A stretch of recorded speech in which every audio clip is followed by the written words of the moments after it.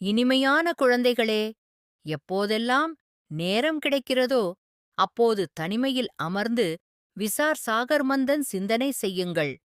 எப்பொழுது உங்களுடைய எந்த ஒரு கர்மேந்திரியமும் ஏமாற்றாமல் இருக்கிறதோ, கர்மாதீத் நிலை ஆகிவிடுகிறதோ, அப்பொழுது நினைவு யாத்திரை முடிவு பெறும். இப்போது நீங்கள் முழு புருஷார்த்தம் செய்ய வேண்டும். நினைவு செய்யவில்லை என்றால் யாத்திரை எப்படி செய்ய முடியும்? பாவங்கள் எப்படி நீங்கும்? நஷ்டம் ஏற்பட்டுவிடும். உண்மையில் திரிலோகிநாத் யாரும் இல்லை. 3 உலகங்களோ உள்ளன. பிரம்மாண்டத்தின் மாலிக் சிவபாபாவும் இருக்கிறார்.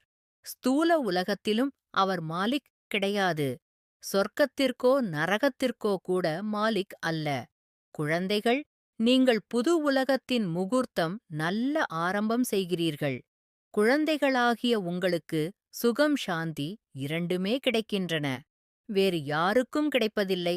அதிர்ஷ்டத்தில் எது உள்ளதோ அது கிடைக்கட்டும், பாஸாக வேண்டும் என்று இருந்தால் பாஸாகட்டும் என்று அப்படி அல்ல. அப்படி இல்லாமல் பகவான் வந்துவிட்டார் என்று உரத்த குரலில் திரும்பத் திரும்ப சொல்வதால் மட்டும் யாரும் ஏற்றுக்கொள்ளப் போவதில்லை. இன்னும் அதிகமாக நிந்தனை பரப்பவும் நிந்தனை செய்யவும் செய்வார்கள். காலை வகுப்பு அரை அல்லது 3/4 மணி நேரம் இருக்கும். முரளி கேட்டுவிட்டு சென்று விடுங்கள். ஞாயிற்றுக்கிழமையும் விடுமுறை காலையில் 2-3 மணி நேரம் அமர்ந்து கொள்ளுங்கள். இதுவும் டிராமாவில் விதிக்கப்பட்டுள்ளது. பிறகும் இது நடக்கும். ஆத்மாவாகிய உங்களுக்குள் பார்ட் நிரம்பியுள்ளது.